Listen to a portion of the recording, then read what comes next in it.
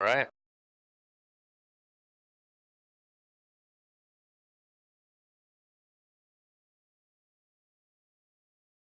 Yes, sir.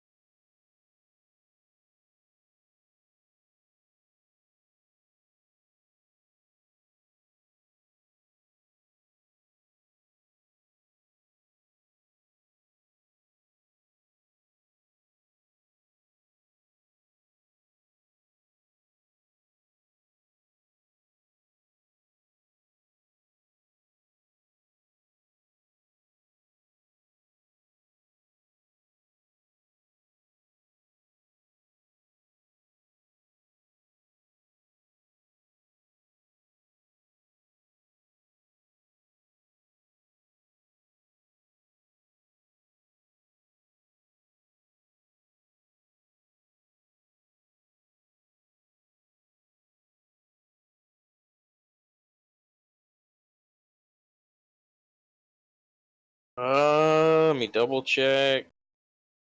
Yeah, I believe the only things we haven't talked about is units, the terrain piece. So yeah, the battalions.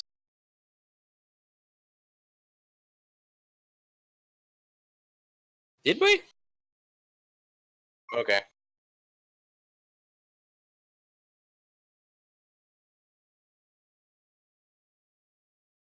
Yeah.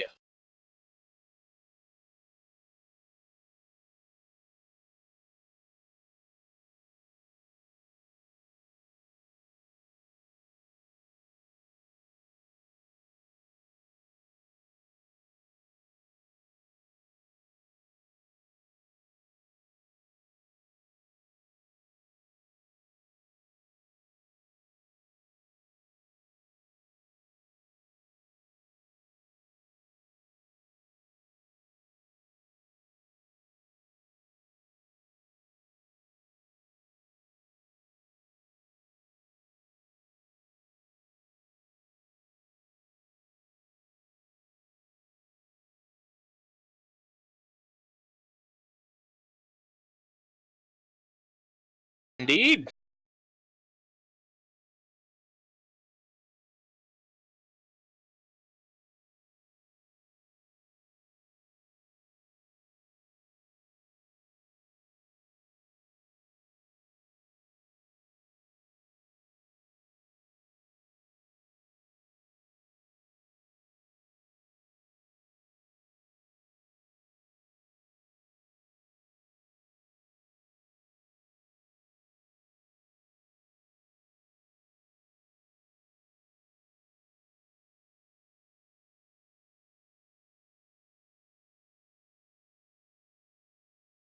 This mega battalion, you're putting like, I don't know the points off the top of my head, but Catacross is 500, and then you've got 1, 2, 3, 4, 5, 6 battalions at the minimum.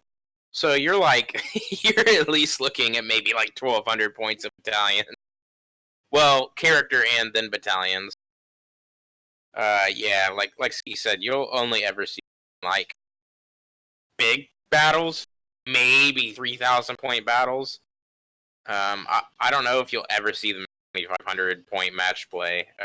I've never seen a mega battalion on the table ever in match. I don't even know if it's possible or worth it.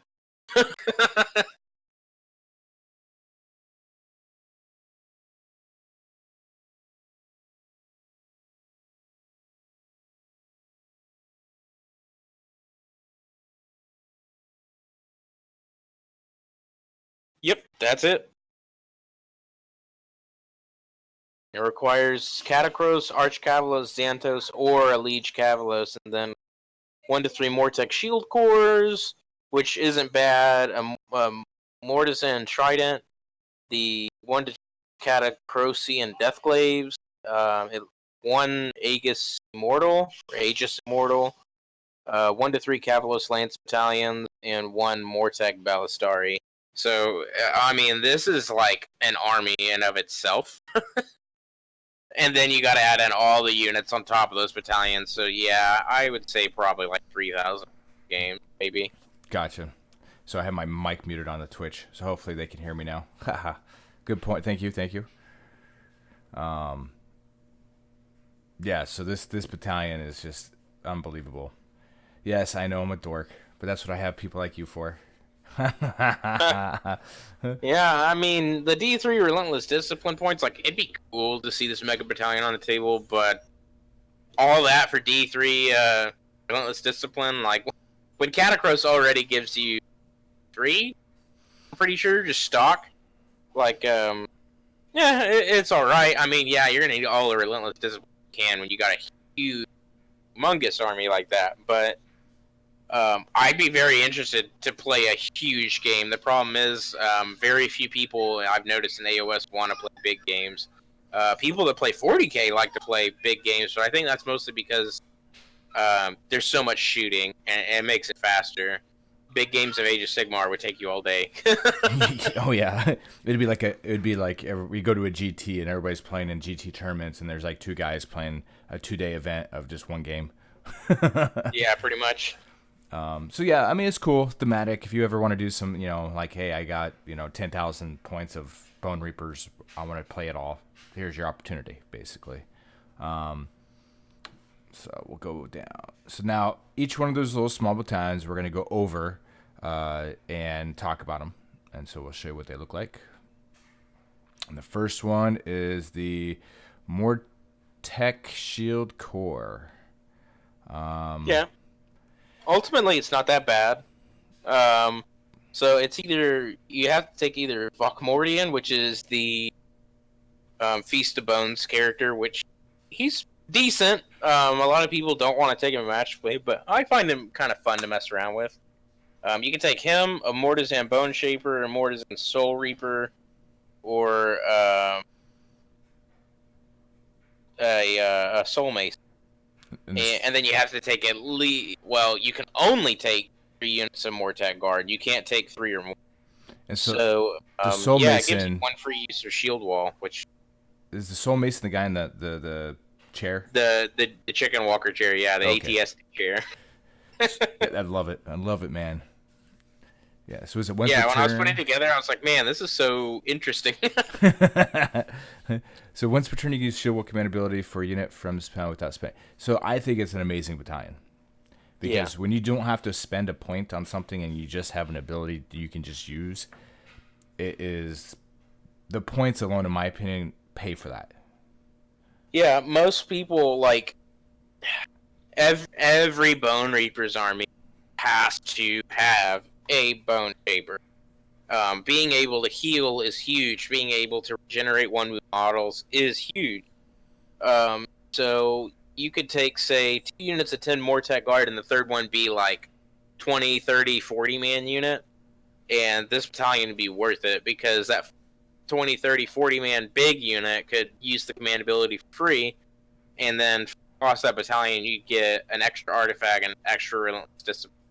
And yeah, I think, yeah, never mind. I was going to say I think else we don't. But, I mean, it's definitely not bad. So if you guys are watching out, don't know what the Shield Wall command ability is, it's an interesting command ability. So you use it on the Mortec Guard, and they basically lock their shields, aka they form a shield wall, go figure, and they reroll all saving throws you wish.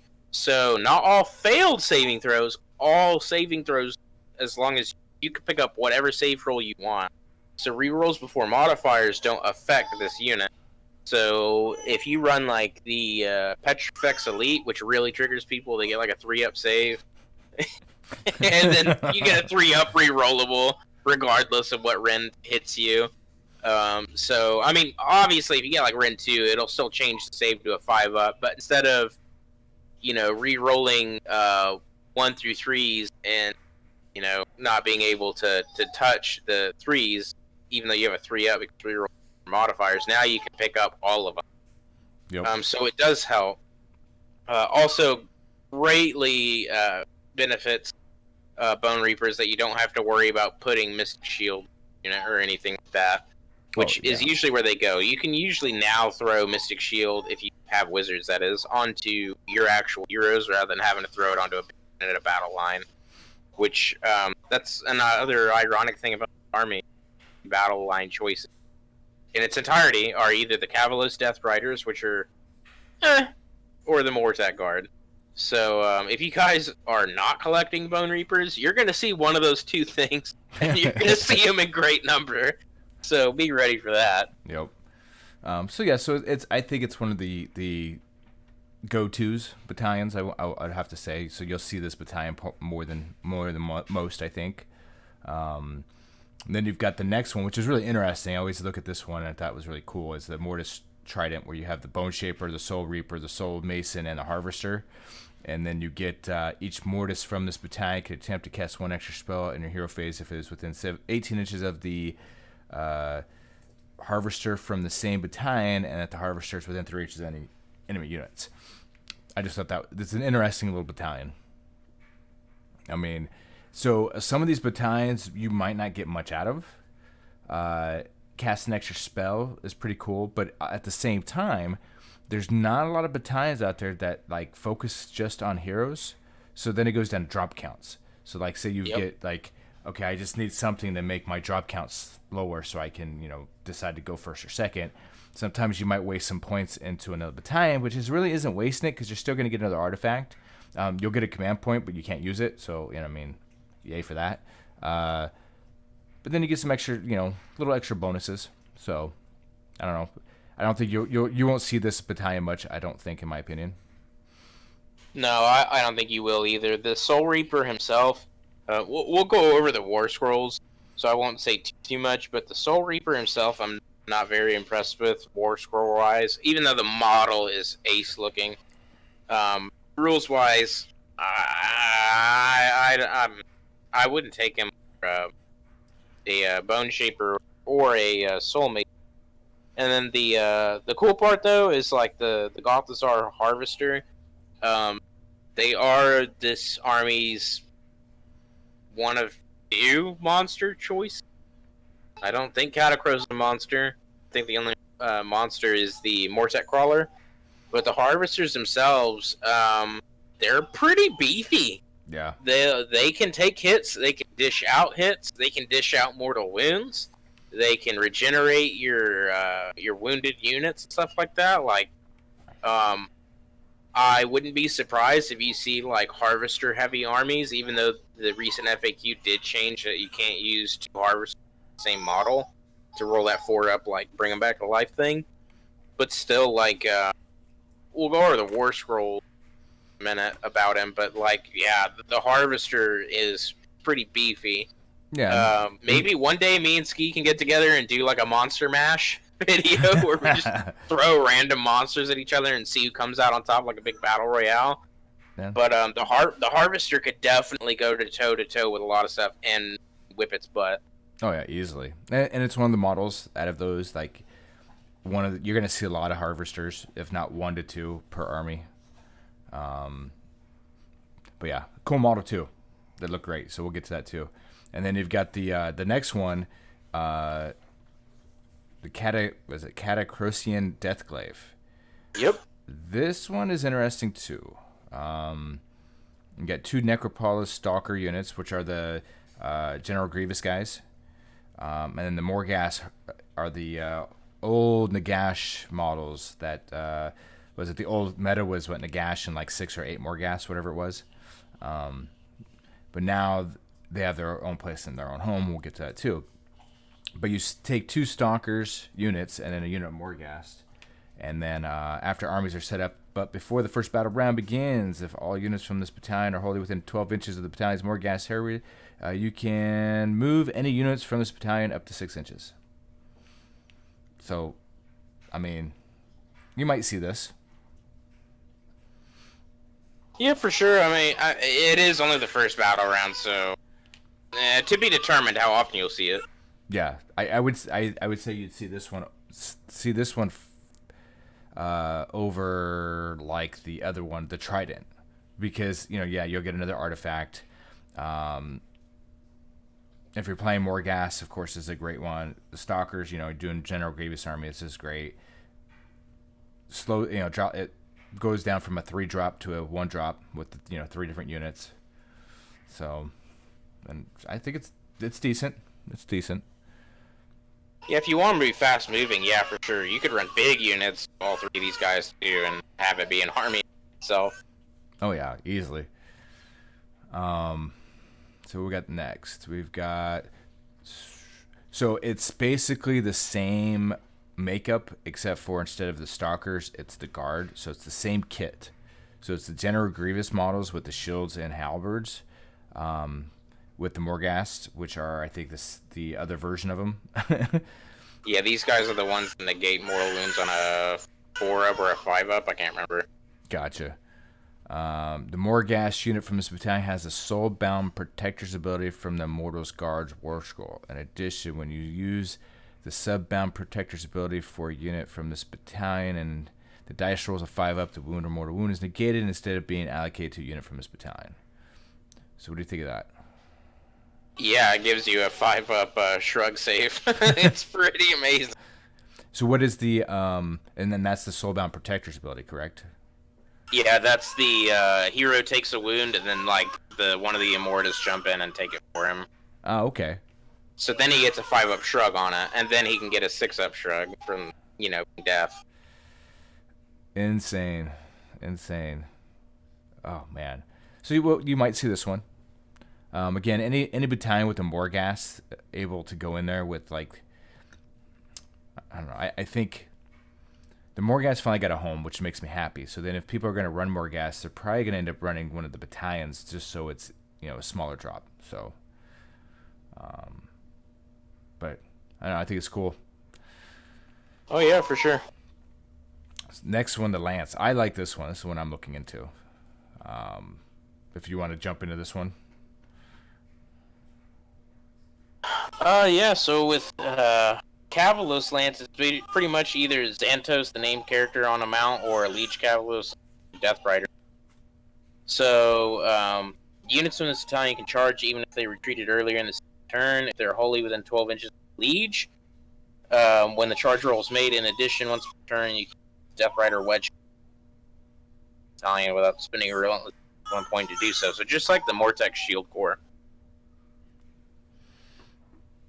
I do think it's pretty cool. So if you do want to run a cavalry heavy army, yeah, probably you're gonna see a cavalry. Sure.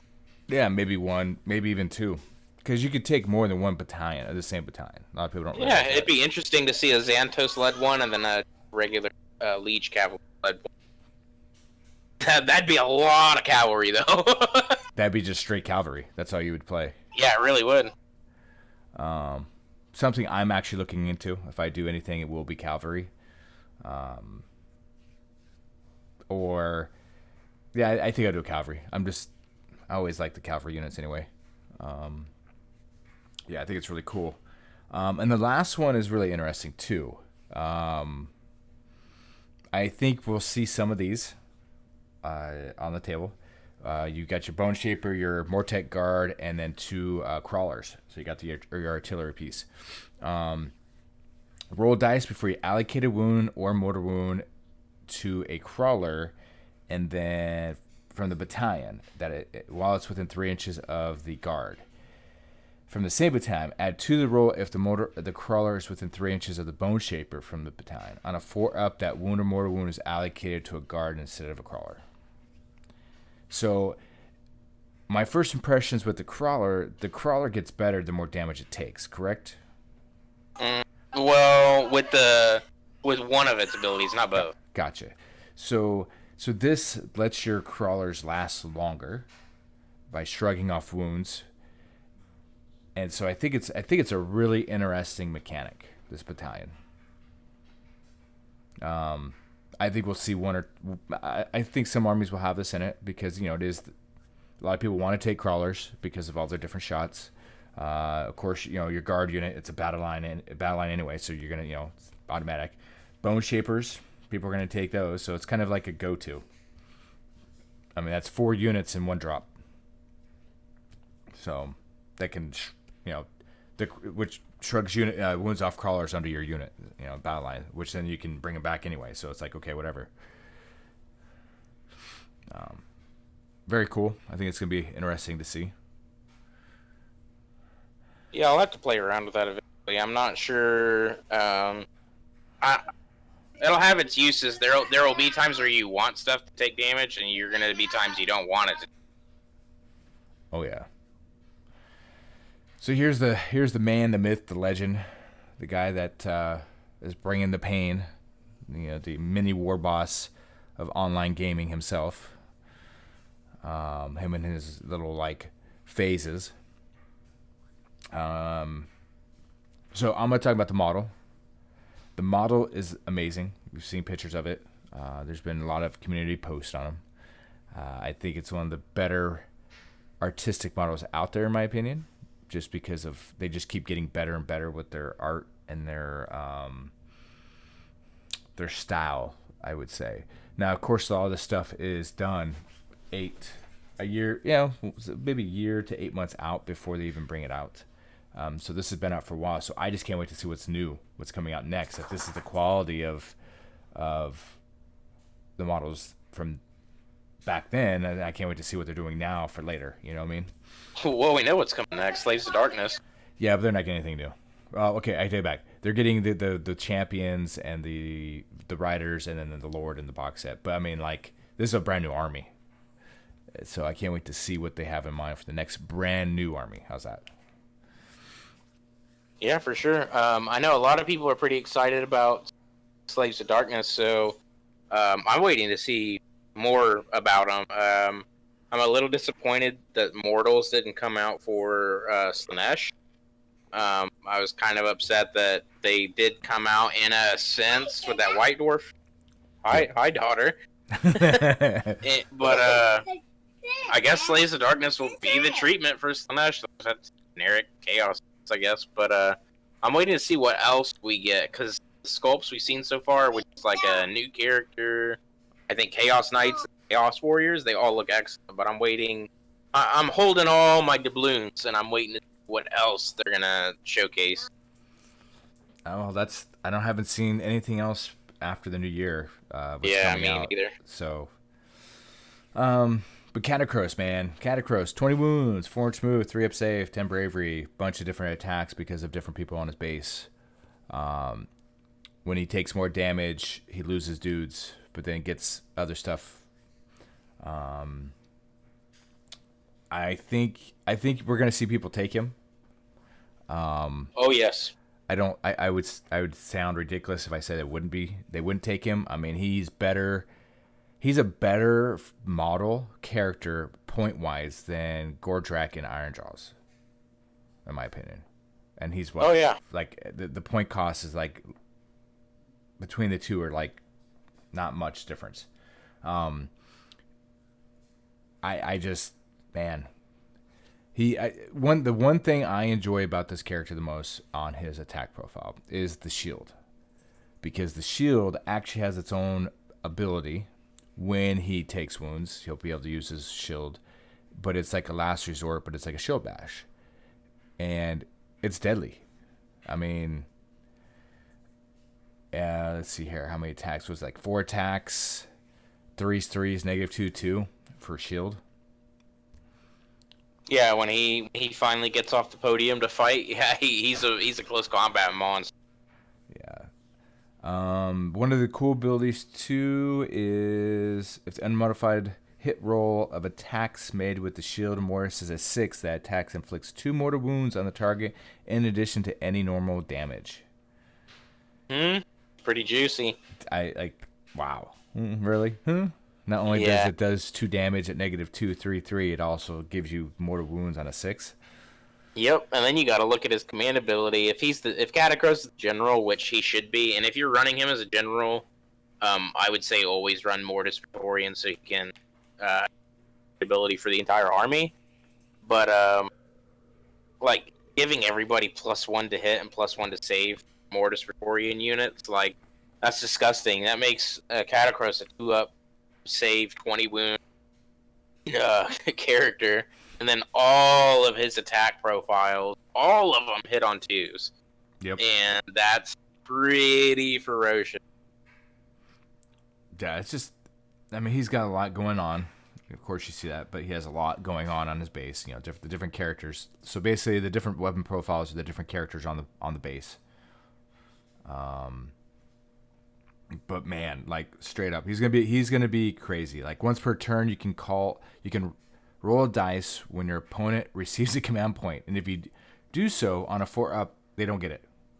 So yep. he has a little bit of everything to offer for your army, and denial. The only thing I don't see is he's not a wizard. He doesn't have magic, it doesn't look like. So, you know, the one thing, oh no, he doesn't have, right? The only Mortarch of Nagash who has 0 magic, but Catacross' thing is martial. He will beat your face in. Easily. So great model. Can't wait to see it. Hear people's stories about this guy. Let's move on. We're gonna, well, one great thing also about him is the guys on it. So the Aviarch Spymaster is the 4-up command point robbery. Yep. The Gnosis Scroll Bearer is the guy that you pick an enemy unit on the battlefield, and until your next hero phase, subtract 1 from hit rolls for attacks made by that unit. Target friendly OCR Bone Reapers unit. So you combine that with the Bone Tithe Nexus. If you go with the Gaze from statue that makes an enemy unit within whatever distance -1 to hit, you could potentially look at a unit every turn and make a -2 to hit, or 2 units. Now, however you want to do it. But I was thinking about this. You know, if you know Catacross is going to have to fight, like, say, a Keeper of Secrets or something like that, just you can make it automatically -1 hit with the Scroll Bearer, and then if you roll a 4-up on the Bone Tithe Nexus, it's a further -1 to hit. So you pretty much neutered any close combat unit at that point. A -2 to hit is devastating. Yeah. That is. And man. then the Prime Necrophoros. Ugh, what a mouthful. All he does is he makes the Bone Reaper, or Supreme Lord of the Bone Reaper Legion ability. He just changes it from 8 to 36 inches. So his command ability will affect the entire army. If you're more than 36 inches away from your general, I don't know what's going on there, but usually that's not ever a case. Unless you play a very, I guess, like a deep striking or a teleporting or just very agile army. Oh, yeah. But yeah, that's pretty much him. Catacross, oh man. Yeah, when you see this model, you'll never be able to easily kill Catacross. Now, he can die to like mortal wounds and stuff like that, obviously, but problem with that is you have an entire army to deal with, and then Catacross. I haven't met anything in the game that can kill a 20 wound model extremely quickly, other than Hand of Dust and certain kind of artifacts that can instantly kill models, but very rare, very far between. And the problem is, if you get close to Catacross to do something to him, he's also close to do something to you. And that's the problem, is if you fail to kill Catacross in close combat attacks, Catacross will probably kill you. Oh yeah, easily. Like it's basically you either tie him up and hopefully you can outlast him, or stay alive long enough to do what you need to do, or you, I don't know, find a way to just keep him busy. That's basically what it comes down to, is just find a way to keep him. I mean, yeah, he has a 4-inch move, so he's a slow mover, but funny you should mention. So, if you rewind a bit to the Legion's abilities, Unstoppable Advance, you can use that in your hero phase, and you add 3 to that unit's move characteristic in the. So, with how many Relentless Discipline points you get from taking Catacross, I wouldn't be surprised if you start seeing Catacross like 7 inches, 7 inches, 7 inches, and he's keeping up with Mortec Guard. He's keeping up with harvesters, he's even keeping up, well, semi-keeping up with Necropolis Stalkers. Yeah. The problem is like, yeah, you could run him the first 2 turns. He's not going to charge. Even 7, you're spending all that Relentless Discipline. Well, yeah, and he has no shooting. He has no magic, so it's just basically... Yeah, so you might as well run him. Run him, do your buffs, get him in position, throw him on an objective, and go, all right, what's up? Yeah, and the scary thing about this model is he has a very strong fear factor, is that fighting Catacross the combat phase, it's almost better to not fight him at all than it is to try and fight him and come close to killing him, but not kill him.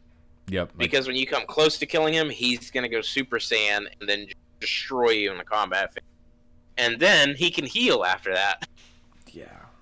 So if you get double turned by a Catacross that's in close combat, like, Game and he's over. super wounded, like, yeah, it's game over. He'll murder whatever he's fighting, and then he'll heal and just continue on his merry way. Yep. So, like Ski said, the only way to take out Catacross, either swamp him or just try and stay away from him. The problem is, though, is the longer you stay away from him, the more and more he's going to buff the army. He's just going to be a ferocious model. So I'm going to be very interested to see how people handle him. Oh. I guess your wife called you. That's so good. So we're going to move down to next War Scroll. Do you want to go over Nagash? Is it Nagash? Oh, yeah, we don't need to go over Nagash. We're going to go down to... We can skip Arkin, too. No way. I just you want to go over Arkin? I'll go over him. Go ahead. You do him. I'll do Archon. So, go for it. Wait. You want me to do Arkin or Nagash? Well, we're going to skip Nagash. We don't need to worry about Nagash. Do you want to do Arkin, or do you want me to do Arkin? I'll do Arkin, but I'm going to skip him because I got to take this phone call real quick. And then I'll have you do Archon, the Xantos. Okay. Cool. Go for it. I'll do Xantos real quick. So, Xantos is the name character that's on the, what do you call that? I don't even know what you call their creatures that they ride. The steed. Yeah. So basically what this model does, he is the name character, so you can't give him a trait, an artifact, but he is pretty good. So he has Endless Duty as a command ability, same thing as the other Leech Cavalos.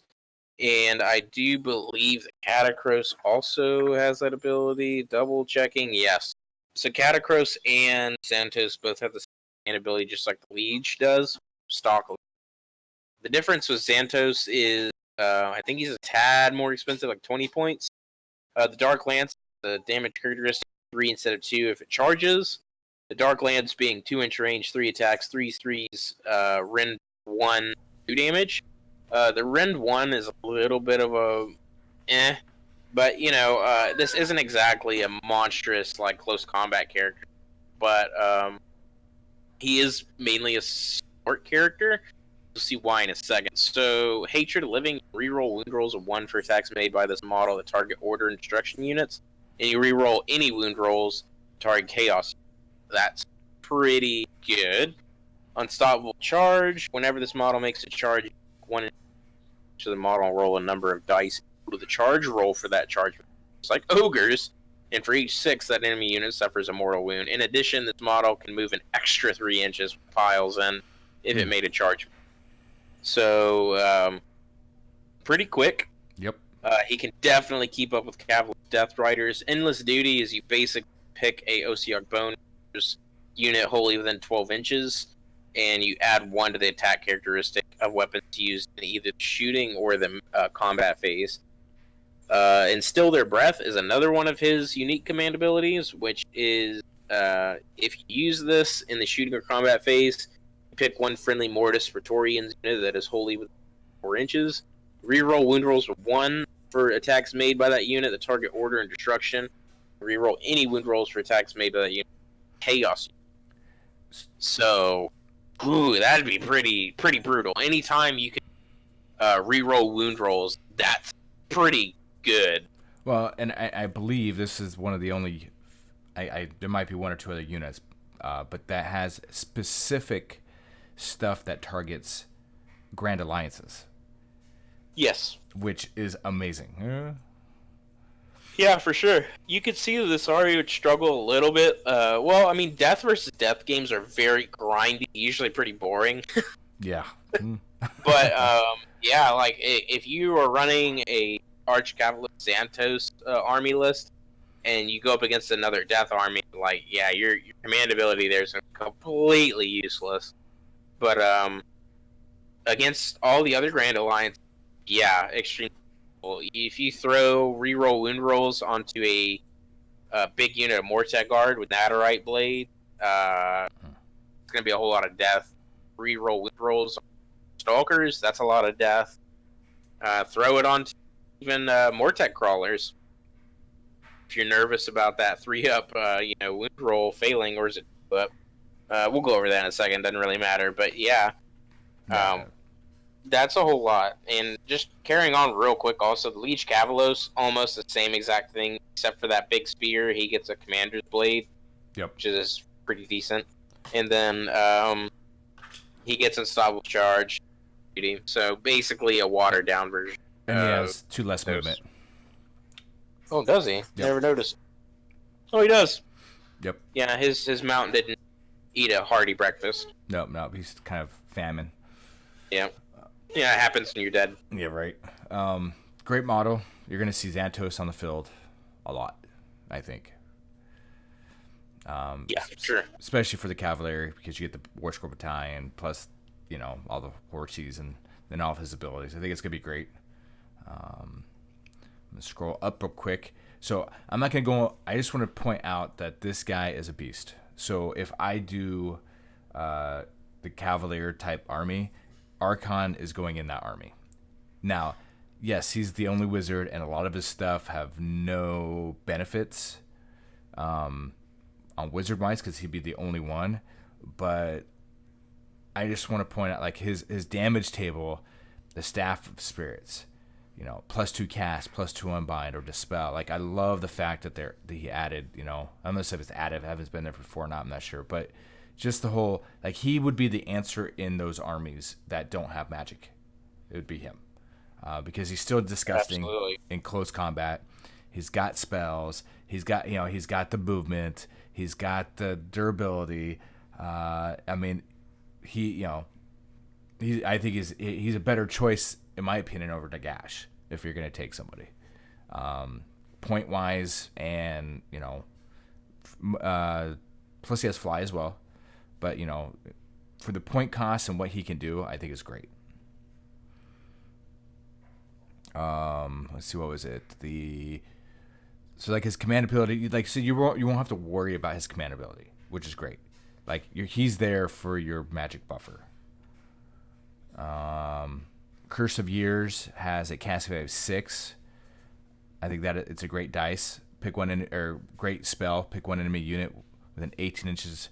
For each 6, that unit suffers 1 mortal wound, and you can roll an extra dice for each 5 on these, or each 5 up on these extra dice. The target suffers 1 mortal wound, and you can roll another dice. Then now for each 4, the target suffers a mortal wound, and you roll another dice. Keep rolling dice this way, inflicting mortal wounds and reducing the rolls needed to cause them by 1 each time until either no wounds are inflicted or the target unit is destroyed.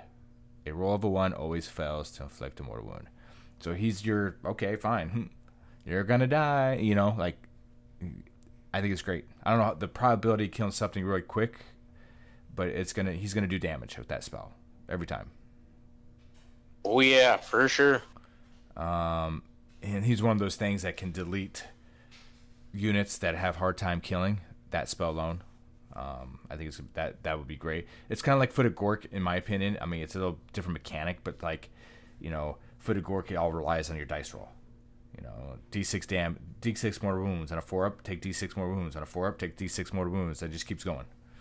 So, but yeah, I'm not gonna go in depth, but I'm glad that he's got a home now. He's just a great model, and he needed a good solid home, and now he has it. So. I'm just going to scroll down. There's Xantos. There's Cavalos. We already talked about him. Nothing big changes. He's just a weaker version of Xantos. And then we got the Bone Shaper and the Soul Reaper. So, Bone Shaper, I think it's a really cool model. And artistically, I like the models. Point cost is 100 points or so. Bone Shaper. 120. I believe he's 120. No, Soul Reaper is 120. Bone Shaper's 130, and the Soul Mason 40. Okay. Bone Shaper, he's got his Sand or Shard Storm spell.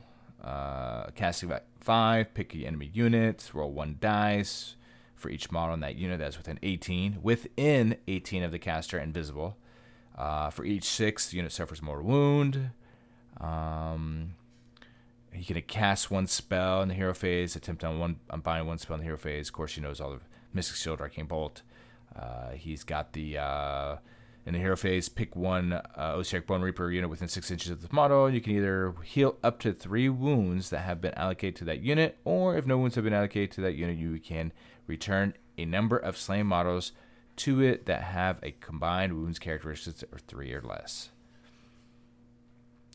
So he is your healer, combat medic right there. Yep. He's got 5 wounds, 5-inch move. He's, of course, it says 10 bravery, so they should have just made everybody pissed off even more. Instead of putting a 10 bravery, they should have just put an NA, because it doesn't matter. Their bravery have no effect whatsoever. They're immune to battle shock, so bravery doesn't mean nothing. Well, bravery base attack still might be able to hit them like a Terrorgeist Screech, but be severely ineffective.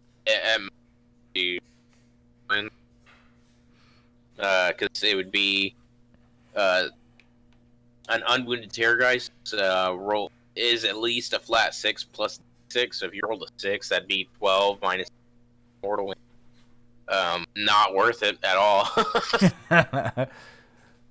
Yeah. And then his attacks, 2 attacks, 3, 4, no random 1 down. Yeah, so his attack, you're not going to get him combat. He's not your combat guy. So, yeah, there is your healer, your combat medic.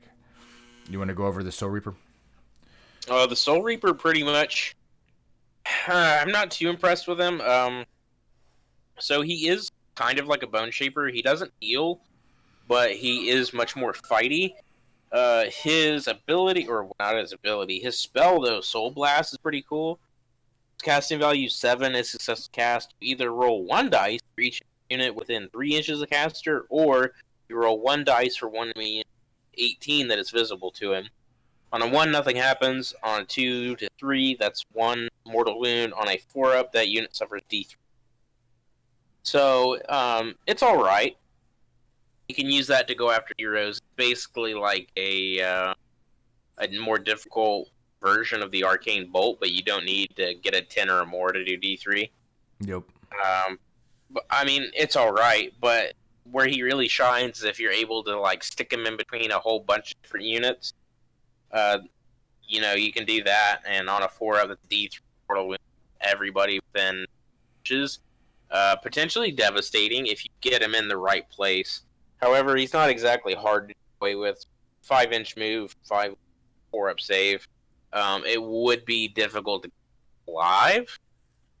But yeah, like I said, I'm pretty sure if you can get him close and do a Soul Blast to 4 different units, if possible, that's devastating. He could also whittle down a hero effectively. There's a lot of armies like Khorne, when they run more mortal heavy. English, it's difficult sometimes. A lot of Khorne players love running their heroes like on the 3rd or 4th rank of their Blood Reaper, like literally right behind. So you can get a Soul Reaper to charge like right in the middle while the Blood Reaper's unit completed. Like, yeah. Or if you get charged, survives, you can try and basically, just explode with mortal wounds. It is casting value 7 though, so you could fail, and you could fail fairly. I see people fail casting value 7 all the time. That's pretty much it with the Soul Reaper. 2-inch range, 3 attacks, 2 damage.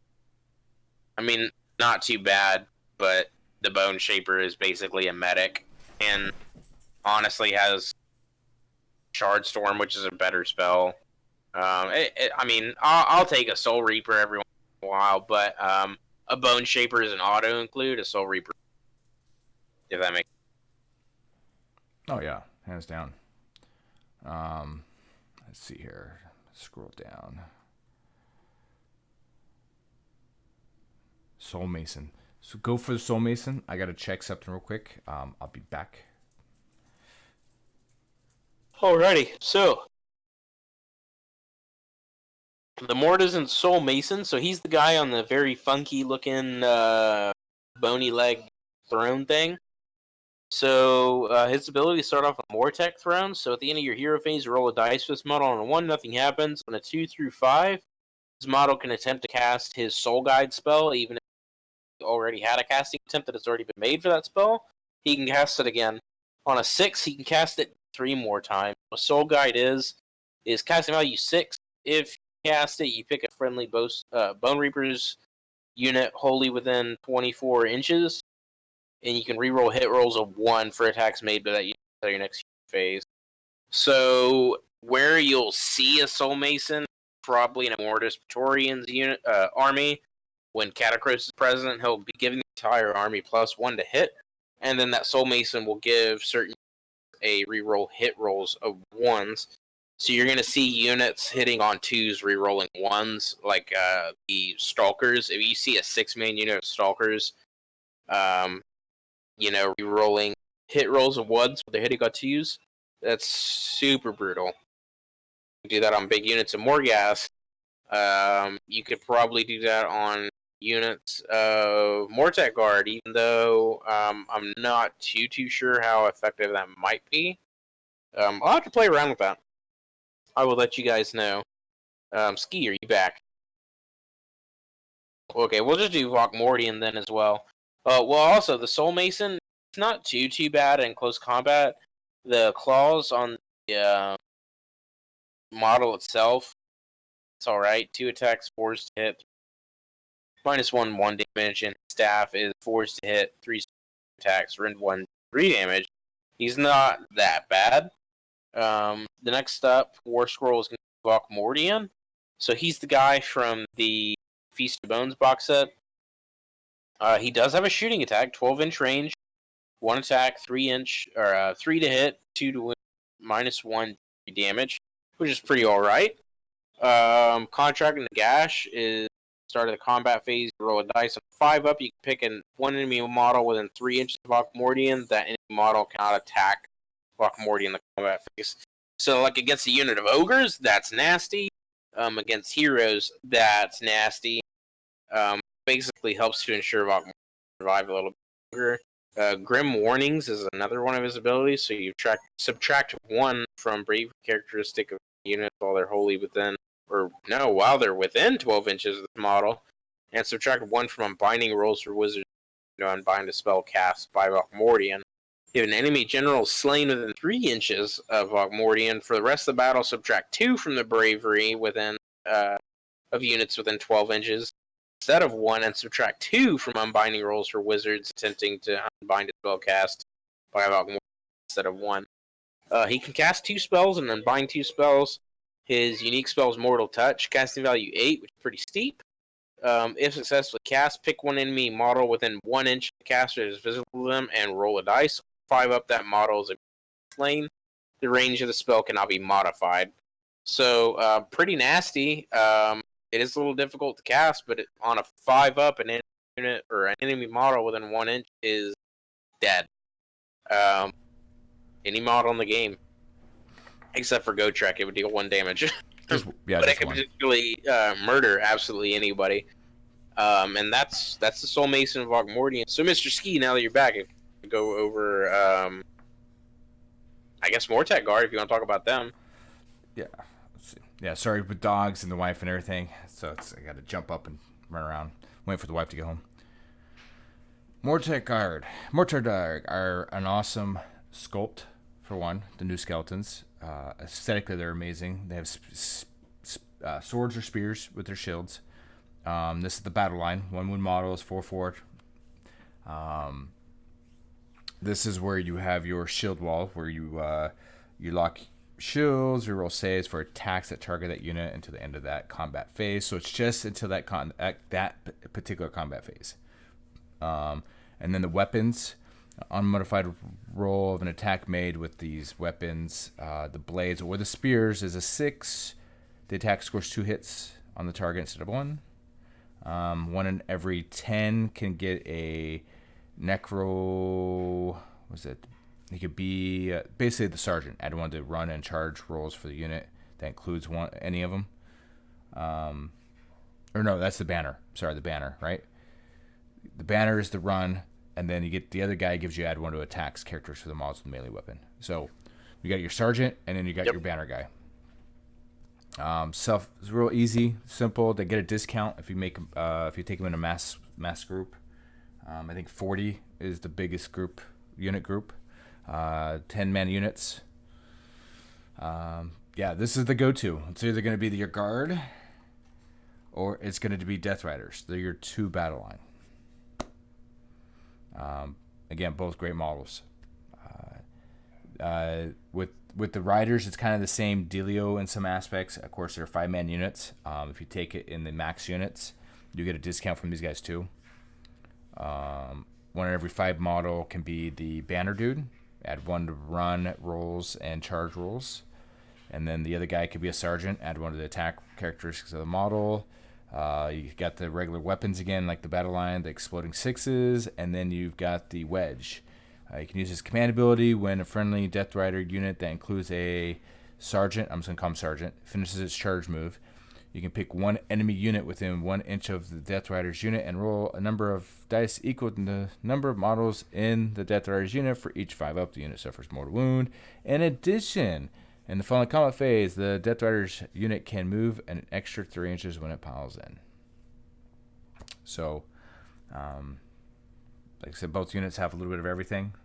Resiliency, movement, damage, plus with all the command abilities, they're just going to be a disgusting unit. So those are the 2 units. Those are your 2 battle line. That's it. Like those are like trying to figure out, what do I need to do? You got to have at least 3 battle line at 2,000 points. So there's your 2 units you choose from. It's not like Iron Jaws. When you play Iron Jaws, everything's battle line if it's not a hero. So, I mean, we only have 3 units, so you have 2. We have 1 more unit. Whoop-de-doo. You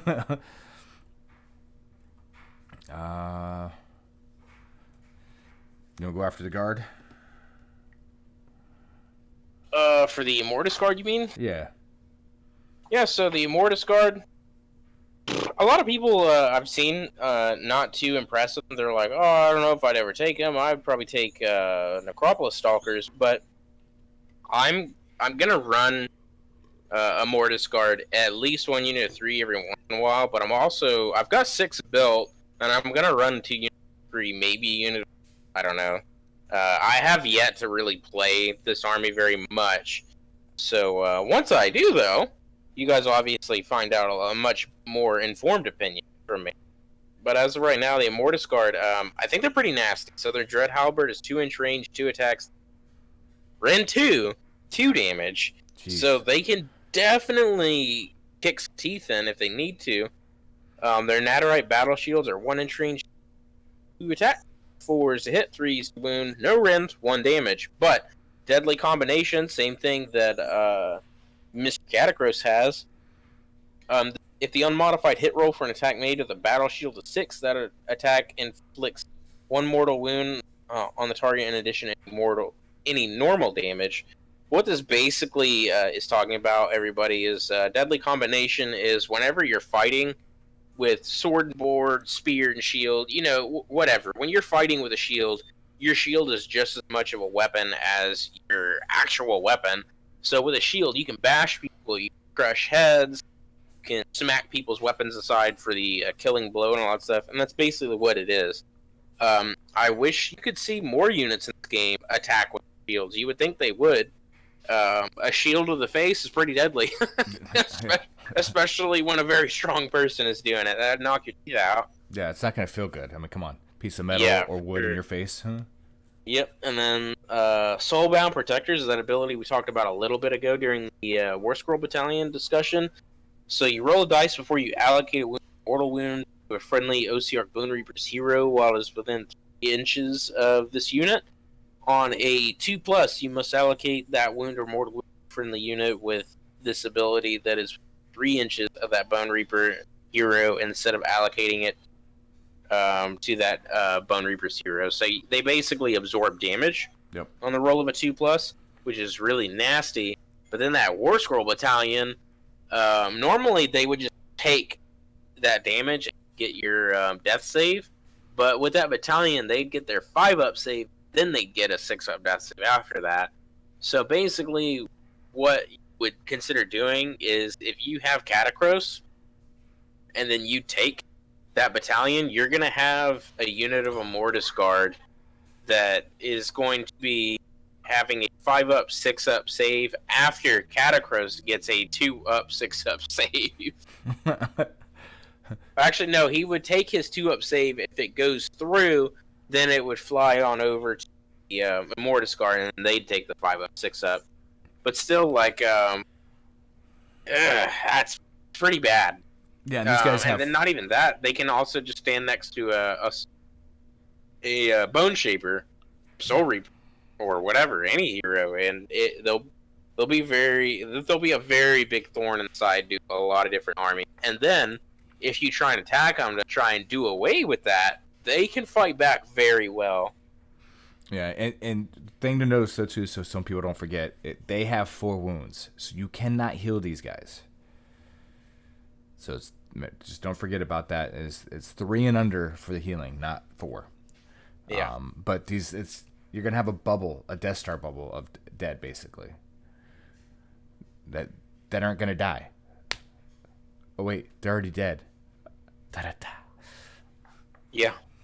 No. So the Bone Shaper can heal the Immortus Guard. He heals up.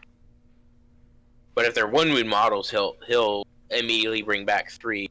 The Harvester could heal a Mortis Guard, but I don't know. Looking at the Harvester, well, in a second, if the Harvester ever kills something big, it'd always be more worth it to bring back 1 wound models than it is to heal multi-wound models. But I mean, I guess situation.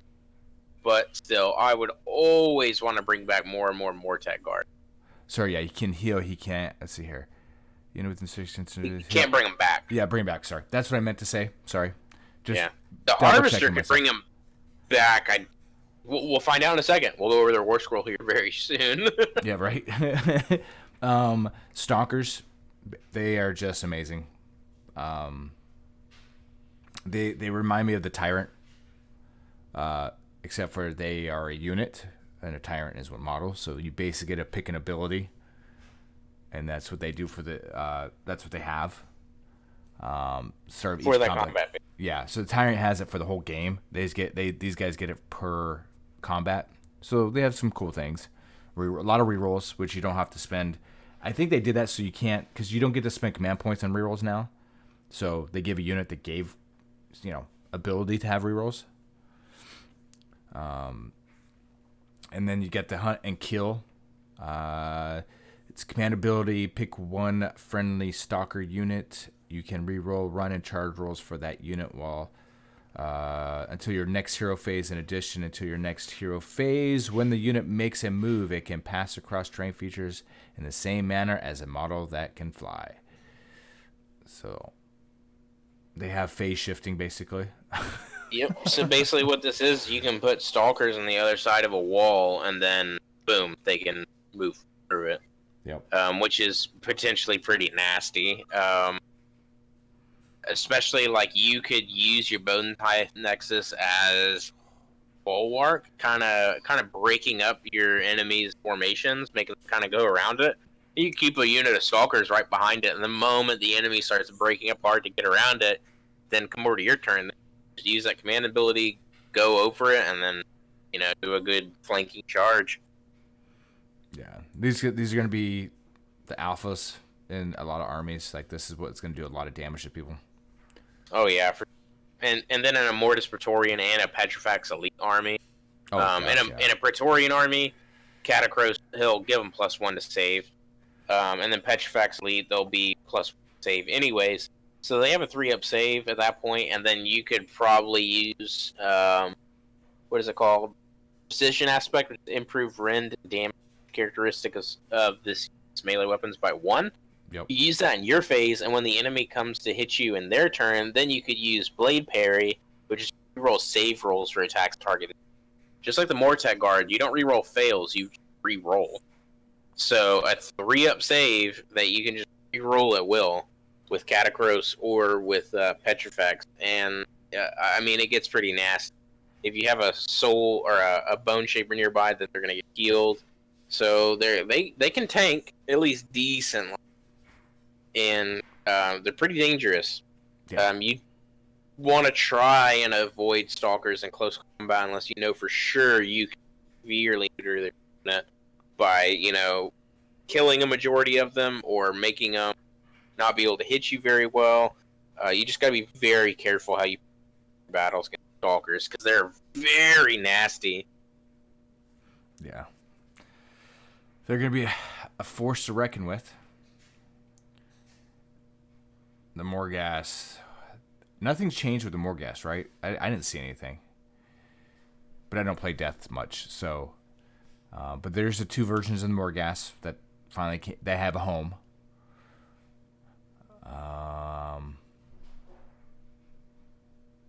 Yeah, I don't think anything changed from these guys. But I could be wrong. The only thing that changed was I got their Ostearch Bone Reapers and Hecatos keywords. That was it. So that's what I thought. Okay, if you want to talk about the Mortek Crawler, and you might have to talk about the Harvester as well, I need to change my daughter real quick, so carry on. Oh, not a problem, brother.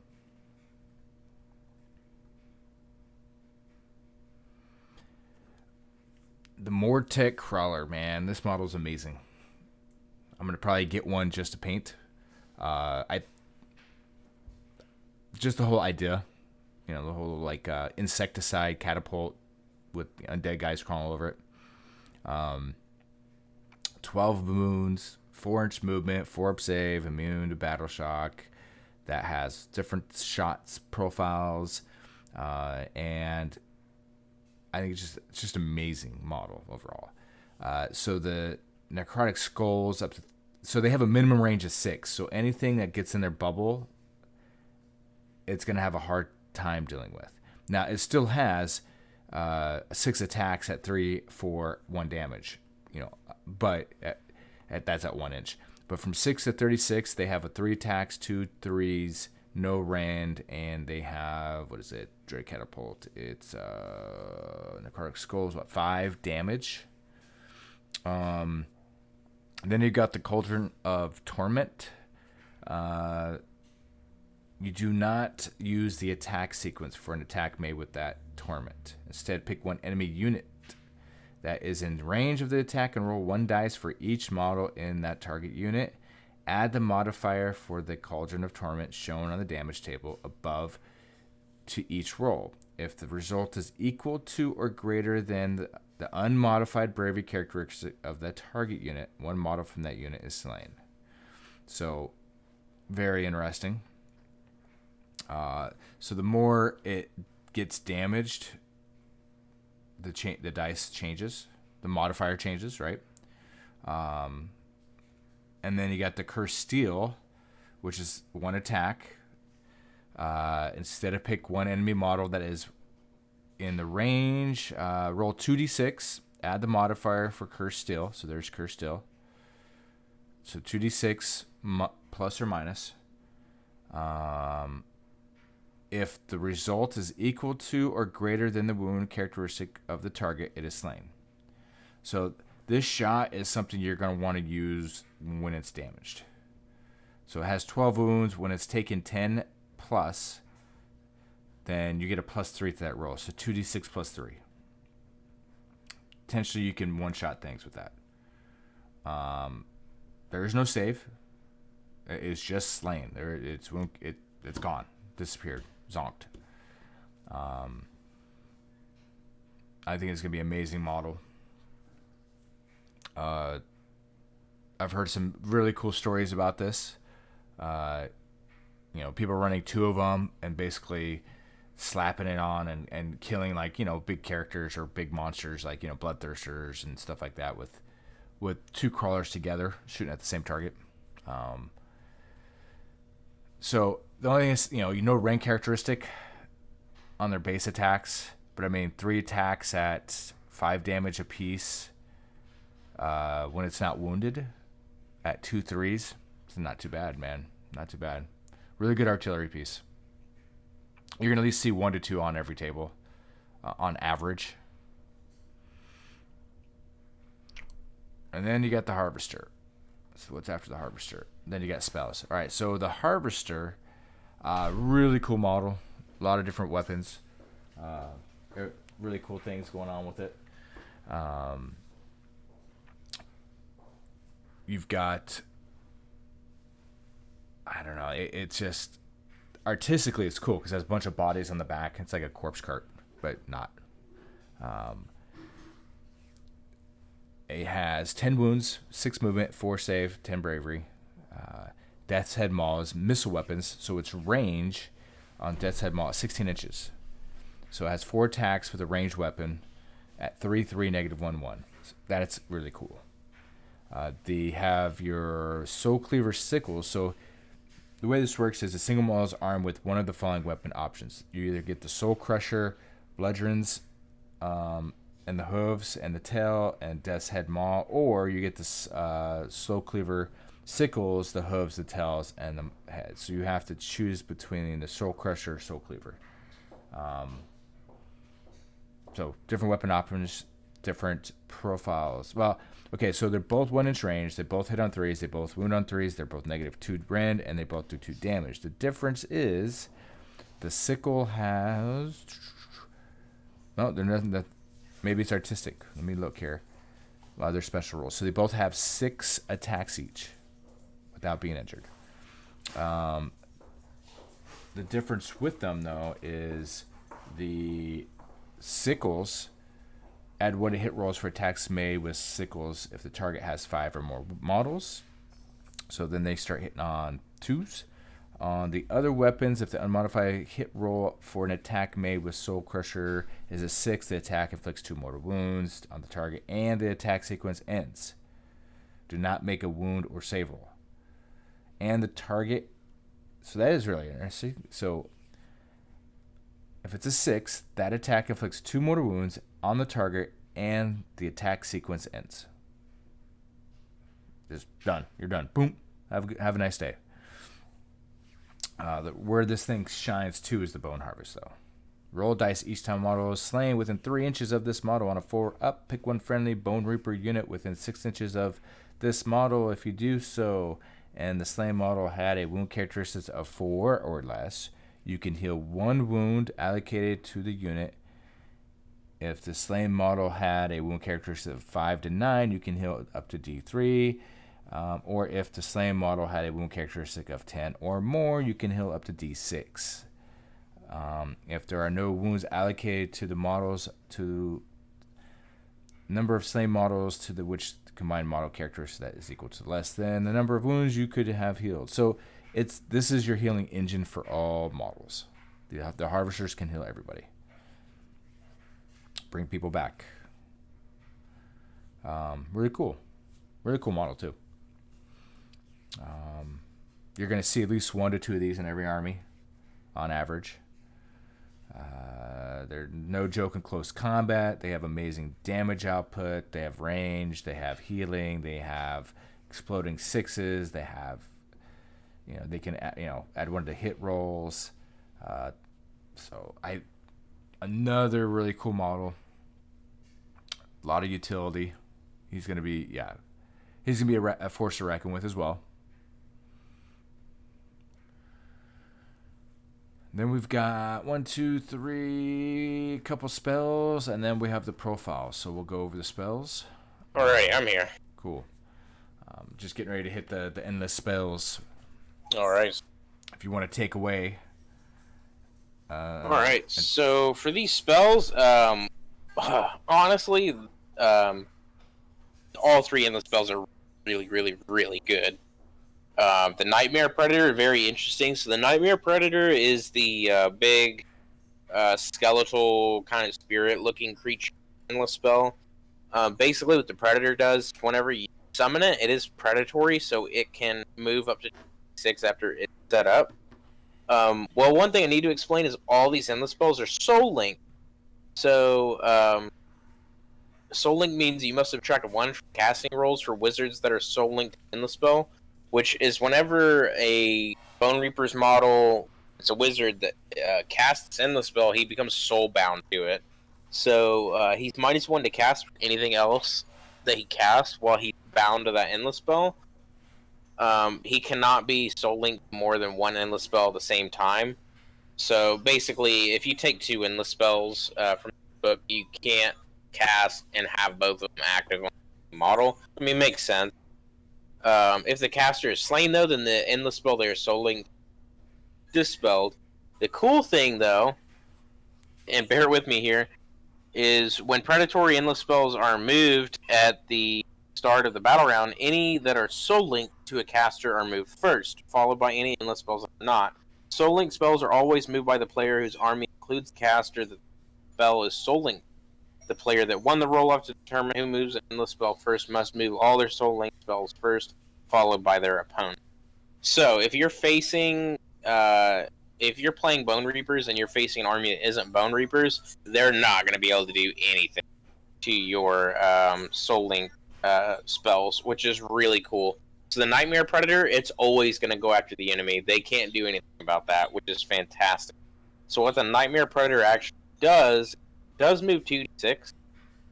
So when this model's set up, the player who set it up can immediately one enemy hero that is its prey, and then immediately makes a move. If this model's prey is destroyed, the model is immediately. So Death Incarnate is its second ability. So after this model, roll a dice for each unit within inches of it. On a 2+, that unit suffers D3 mortal wounds. If that unit was this model's prey, on a 2+, it suffers D6 mortal wounds instead of D3. Bone Reapers are not affected by this ability. So, pretty devastating. If you can throw it in between a whole bunch of different units, it'll start severely hurting people. 2d6 random movement can be a hindrance, but also if you roll boxcars, that thing can leap 12 inches in the midst of big Death Star into anything, really, and it'll start dealing damage.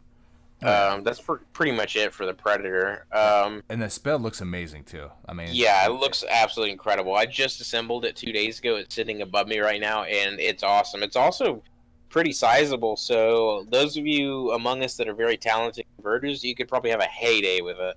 Oh yeah, probably make something really cool. The next spell is a Soul Stealer Carrion, which is really cool. So, cast value 6. Only OCR Bone Reapers wizards can attempt to cast a spell. Yep. Successfully cast, set it up anywhere on the battlefield that's visible to cast. So, this bird, once you cast it, it just pops up somewhere.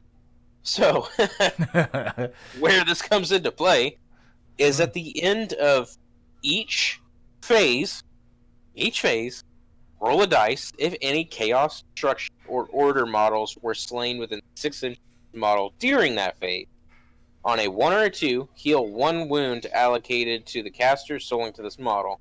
On a 3 and 4, inflict 1 mortal wound on chaos, destruction, or order unit 6 inches. On a 5 and 6, do both. So, in the hero phase, you deal damage. You have a very high chance of healing. Or dealing damage, or both. And that's awesome to me. So basically, you're going to see if you're playing Nagash or Arkin the Black, you don't take the Soul Stealer Carrion, you're missing out. You could heal from this, you could deal damage with this, and not only that, but Second Sight is the next ability. Anything visible to this model is also visible to the caster that is Soul Linked to the model. So if something's hiding behind a wall, if the bird can see it, your casting model can see it. So Arkin the Black can throw Cursed Gears at that unit. He can, throw 3 arcane bolts at them. All that stuff, which is really cool. The Soul Stealer Carrion has a lot of ability for something so simple. Oh yeah, and it's not hard to cast. Yeah, absolutely. A casting value of 6, pretty nice. The Predator is casting value 7. Like I said before, casting value 7, usually pretty difficult. Oh yeah. I've failed casting value 7 times, but it is what it is. You have like probably like a 40-ish chance of passing, so it's not too bad. I mean, but if you have Arcane or Nagash, you're most likely gonna pass. Well, with all the modifiers. With the plus modifiers, and you have the piece of scenery that does negative to everybody else. It's you shouldn't have. It becomes very annoying for the enemy. The last spell is the Bone Tithe Shrieker. So this is like the little crystal floating skull looking thing that has like faces coming out the side of it. The casting value is 5, and if successful cast, you set it up wholly within 12 inches of the caster that is using it.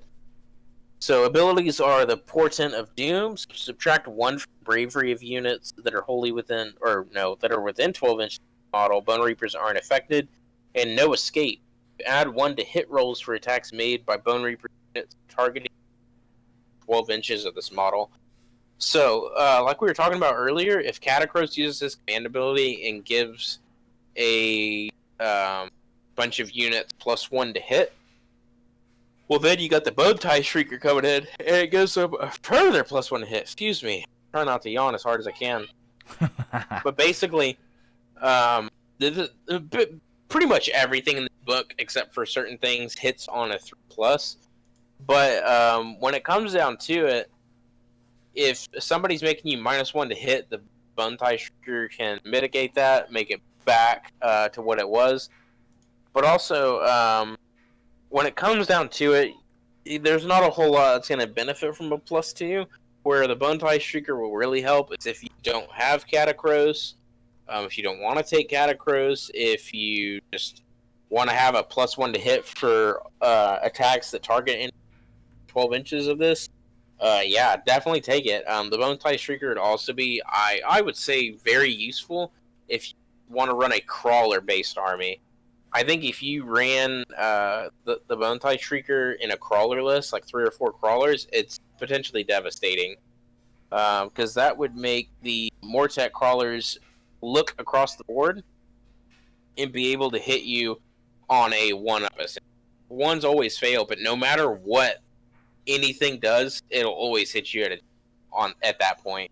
So Lookout Sir doesn't matter. You're hitting them on a... Now, yeah, granted, the Mortek crawler doesn't have any rend on its Necrotic Skulls attack, but hey, if you pepper something enough, they're going to start failing saves. Oh, yeah, and easily. If it's unwounded, 5 damage an attack is nuts.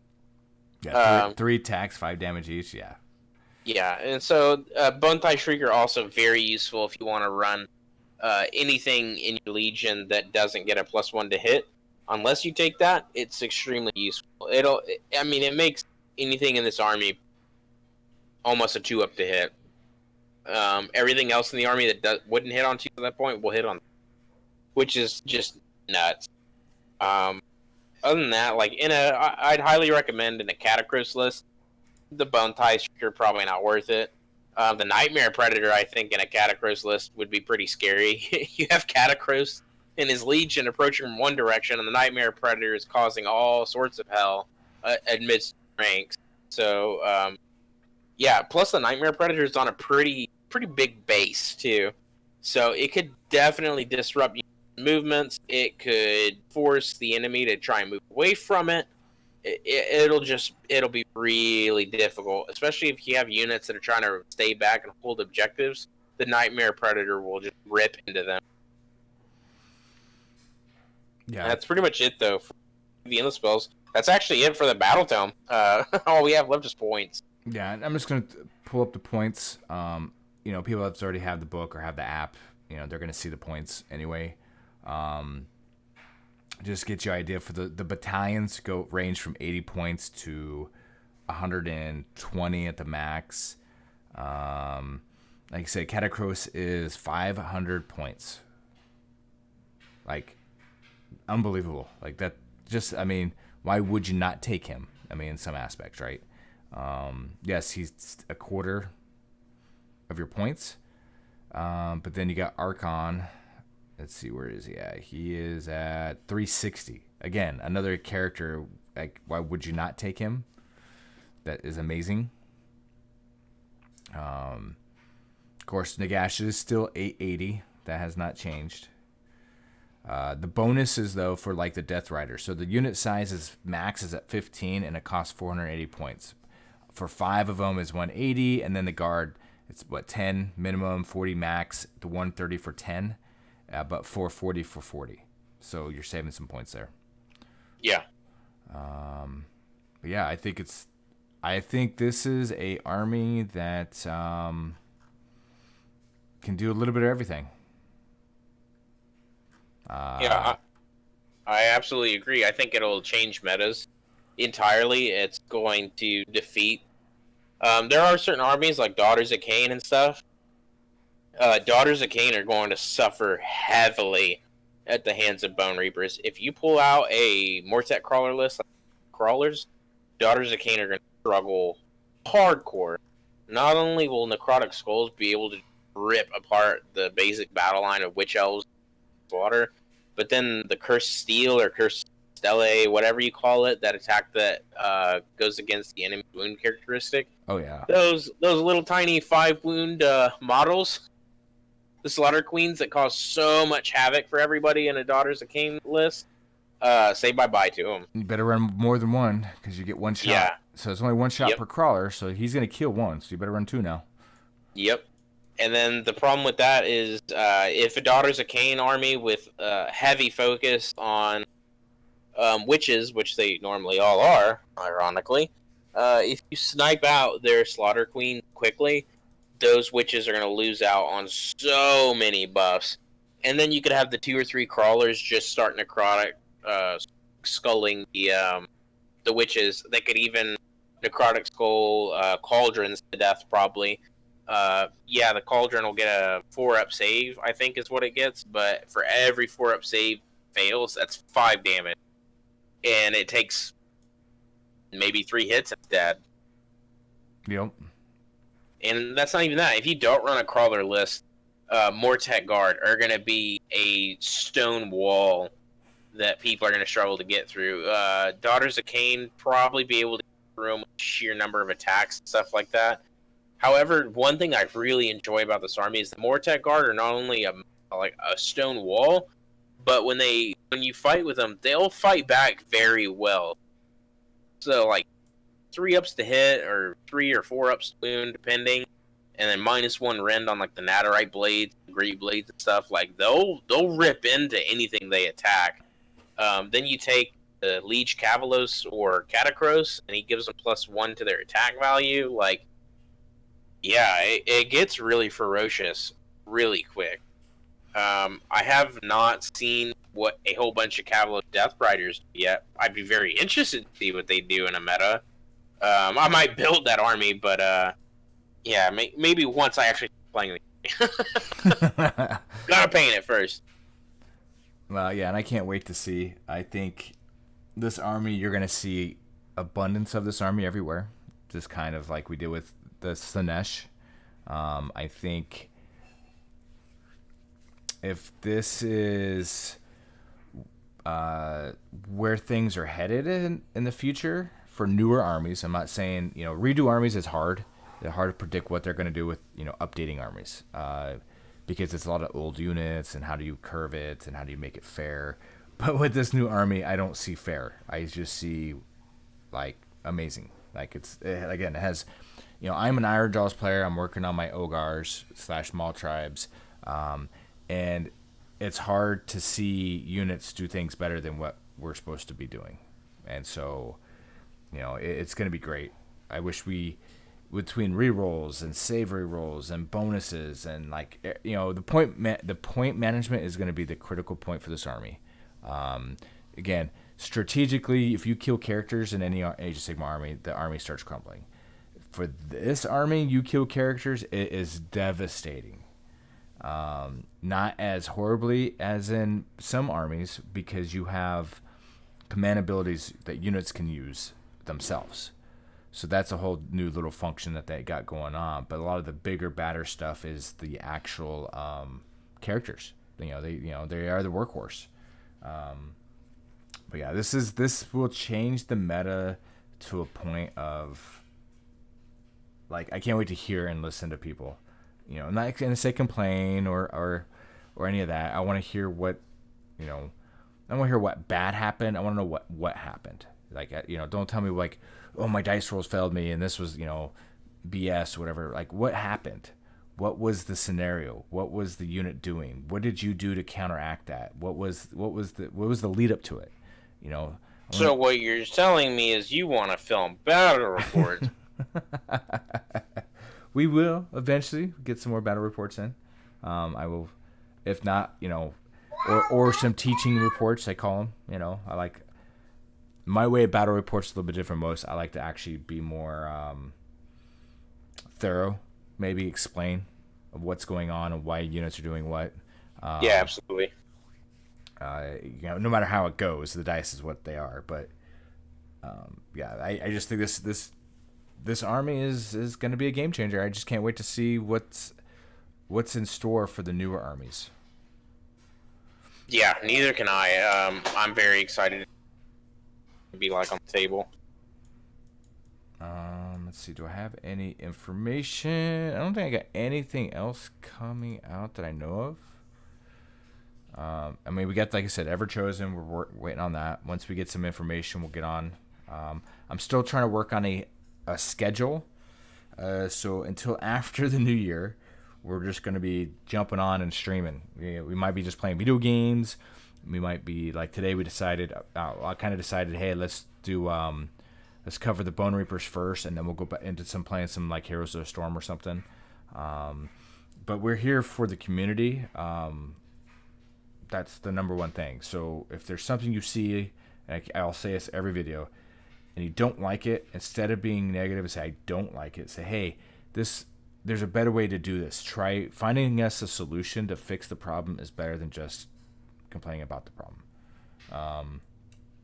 And that's all. That's all you need to do. Sometimes the format is what the format is, but this is a gaming channel. This is between Age of Sigmar, video games, gaming, positive gaming. We will be talking about events coming up. We got the Masters coming up. We've got LVO, Adepticon, and then February starts the whole new Masters bracket. So it's going to be great. Get more people on the show. I know there's at least one in chat that I want to get on the show. More than enough than he can probably do, but it's okay. And then we got Cody here from Venomous Wargamer. He'll be. This is more of like, I look at this as a combined effort. Is that what would you say? I mean, Cody. Yeah. Like, he has Venomous Wargaming. I'm part of FMP. We have other people that are part of other things, and it's not about the sole one organization, in my opinion. If one succeeds, we all succeed. If we all help each other out, we're all going to succeed. And we're showing the community it's about uniting the community in gaming versus that guy did this, so I don't like it, and so I'm not going to do that. It's trying to bridge the negativity, trying to bridge, I don't know how to explain it, different worlds of gaming, I guess. I don't know. Yeah, absolutely. I understand what you're saying. There's been too much negatory and too much toxicity in the gaming community with a lot of things. And so I do not want that to happen to the community. So I'm going to do my best to keep people together and help cheat people out and do things the right way. Well, I think it's the right way. I might not be the right way, but hey, I might hurt some feelers here and there, but I'm sorry. You got anything else there, big man? Yeah, the thing about being a YouTuber is for the longest time, people were like, oh, you need to do this and that. You need to be able to compete with the bigger YouTube channels, and be like, well, that's the thing. We're not competing with each other. We're not we're not a company that's producing products that's got to go to a store and be sold to the masses. We're helping community, and we're what we love to have other people enjoy it, see different aspects of it, just share our experience of the hobby with other people. And that's one thing I really enjoy. I love being a Warhammer YouTuber, and I love getting all the positive feedback and all that stuff, and I love seeing positive effect I have on everybody with being a YouTuber. It's just a great time. I have a great time every time I go out and film a battle report. I have a great time every time I open my browser on my computer or on my cell phone and I interact with the community and everything. It's also very humbling when we get noticed for that. And it feels cool to be celebrated almost sometimes the AOS community for like what you do for the game to entertain people, and it's just wholesome. So when people get in there and they're being toxic about it, like, yeah, that's not cool. You see a lot of that on Facebook. You see people share something that first time they paint it, people make fun of them, all that stuff, and it's like, yeah, I get it. Everybody acts all big and bad when they're on the other side of a screen. But if everybody was just much more inclusive, polite, and just supporting one another, we'd be unstoppable. And I think that's what you're trying desperately to do here. We're gonna Yeah. have a great time. Oh yeah. Like I mean, and it goes back to like I might not play a lot of games. I do have a lot of memory issues per se. Trying to remember every role, everything, and so I make mistakes. I am a human being, and we both are veterans, and we've got our bodies tore up in the military world, and I do it again in a heartbeat, even if it came down to it. But at the end of the day, we're a gaming community. We're here to help each other out. We're here to support each other, events, charities, personal if needed. Instead of being negative on someone's paint job, say, okay, hey, give them again, find the answer, find them a solution to the problem. Don't just make a problem. Don't criticize it. Don't be rude to it. Like, it's just, I don't know. The community's better than that. People are better than that. But I don't know. I just think it is great being recognized too. I wanted to add that. I think I'm part of the community. I think I try to do a lot more event running or organization or be there for the community, more like it.